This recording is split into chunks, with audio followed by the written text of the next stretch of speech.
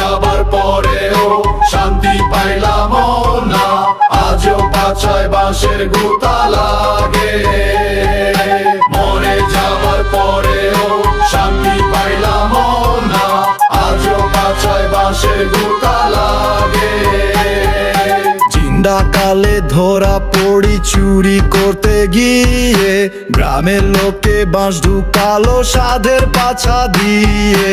বাঁশের গুতায় অক্কা পেয়ে বাঁশের মাচায় করে, বাঁশ বাগানের গর্তে লোকে রাখলো আমারে।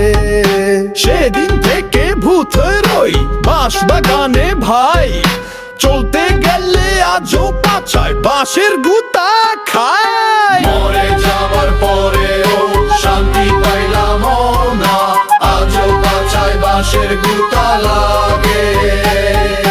মরে যাবার পরেও শান্তি পাইলাম না, আজও পাছায় বাঁশের গুতা লাগে। বাঁশ বাগানের পাশে দিয়ে গ্রামে লোকে যায়, অনেক ভাবি ঘাড়ো মটকে বদলা নেব ভাই।